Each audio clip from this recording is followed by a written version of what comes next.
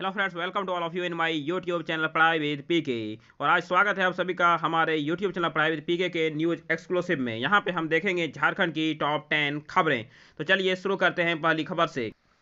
झारखंड में एक बच्चे पर सालाना 22,000 खर्च होता है, फिर भी शिक्षा व्यवस्था चौपट। एक माह में हालात नहीं सुधरे तो 42,000 स्कूलों को निजी हाथों में दे देंगे, ये कहा गया है शिक्षा मंत्री के द्वारा। शिक्षा मंत्री ने कहा कि यदि स्कूल में हालात नहीं सुधरते हैं तो स्कूलों का प्राइवेटाइजेशन करना होगा। स्कूलों में शिक्षकों की 100% उपस्थिति तभी सुधरेगी हालात, इसलिए मॉनिटरिंग हो हर एक विद्यालय की। चलिए बढ़ते हैं अपने अगले खबर। अगली खबर मौसम से जुड़ी हुई। झारखंड में 19 से दिखेगा पश्चिमी विक्षोभ का असर, 20 से 22 तक बारिश संभव।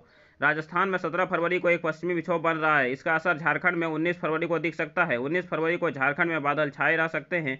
20 से 22 फरवरी तक राज्य के उत्तर पश्चिमी पलामू, गढ़वा, चतरा, कोडरमा, लातेहार और लोहरदगा, दक्षिणी पूर्वी सिंहभूम, पश्चिमी सिंहभूम, सिमडेगा, सरायकेला खरसावां तथा मध्य रांची, बोकारो, दुमका, हजारीबाग, खूंटी व रामगढ़ में कहीं कहीं हल्के से मध्यम दर्जे की बारिश हो सकती है।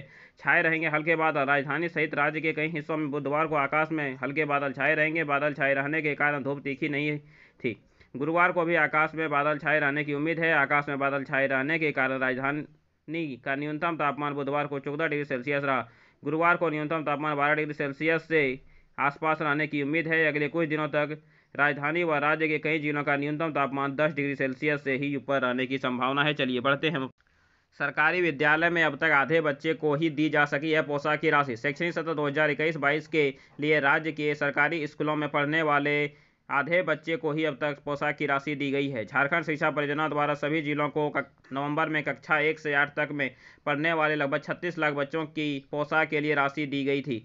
जिलों को 217 करोड़ रुपए दिए गए थे। राशि बच्चों के बैंक खाते में ट्रांसफर करने को कहा गया था। अब तक लगभग 19 लाख बच्चों को राशि दी गई है। स्कूली शिक्षा एवं साक्षरता विभाग के सचिव राजेश कुमार शर्मा ने सभी डीएसई को पोशाक के लिए दी गई राशि के वितरण की प्रक्रिया जल्द पूरी करने को कहा है। उल्लेखनीय है कि वर्तमान वित्तीय वर्ष 31 मार्च को समाप्त हो जाएगा। ऐसे में 31 मार्च तक पोशाक की राशि का वितरण होना आवश्यक है। राशि वितरण में सरायकेला राज्य में पहले स्थान पर है। सरायकेला में सबसे अधिक 71% बच्चों को राशि दी गई है, जबकि पूर्वी सिंहभूम में 70%, लोहरदगा में 69% बच्चों को पोशाक की राशि मिली है। इन जिलों में आधे बच्चों को भी नहीं मिली राशि। राज्य के कुछ जिलों में अब तक 50% बच्चों को भी पोशाक की राशि नहीं दी गई है। जिन जिलों में 50% बच्चों को भी पोशाक की राशि नहीं मिली है उनमें गिरिडीह, चतरा, लातेहार व गढ़वा शामिल है। इन जिलों में अब तक 37 से 39% बच्चों को ही पोशाक की राशि ट्रांसफर की जा सकी है। तो चलिए देखते हैं अपने अगली खबर को। शिक्षा मंत्री बोले, पारा शिक्षकों के साथ जिन बिंदुओं पर सहमति बनी उसका पालन होगा।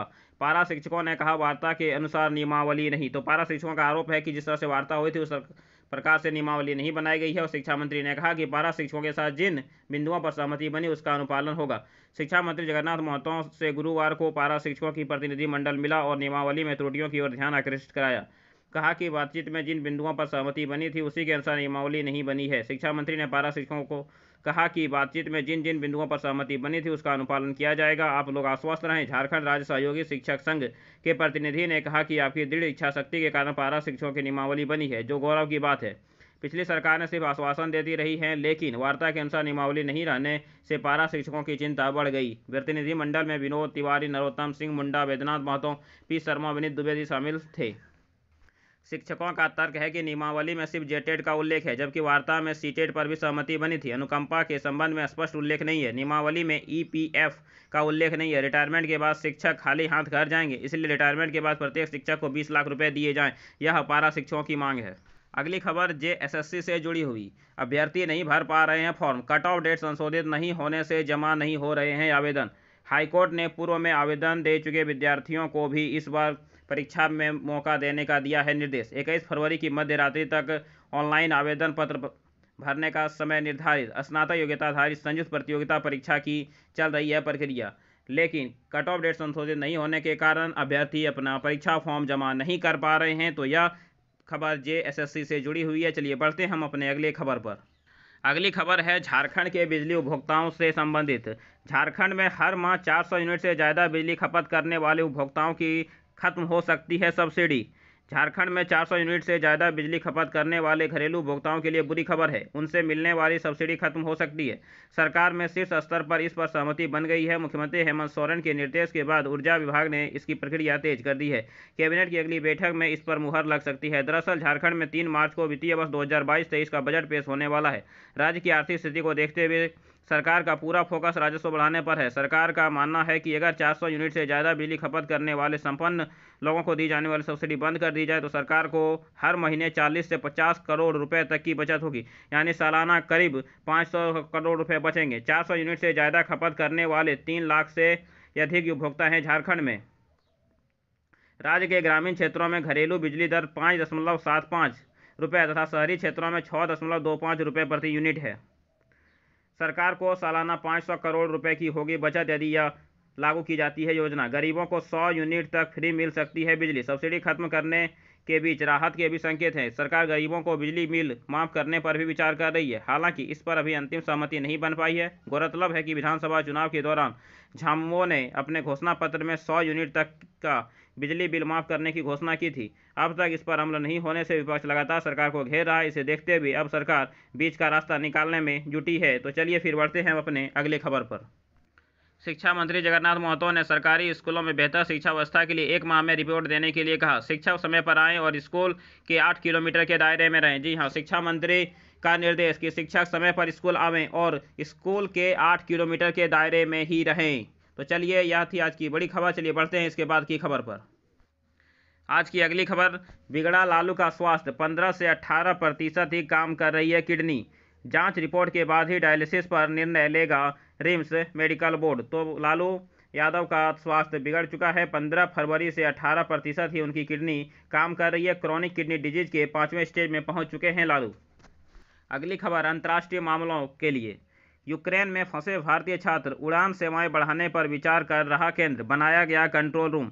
रूस अपने और सैनिकों को सैन्य अड्डों पर ला रहा है वापस। तो आपको पता है कि यूक्रेन में युद्ध के माहौल बन चुके हैं। वहां पे एक तरफ रूस तो दूसरी तरफ अमेरिका युद्ध के लिए आमने सामने है। लेकिन अब रूस अपने सैनिकों और सैन्य अड्डों को वापस ला रहा है।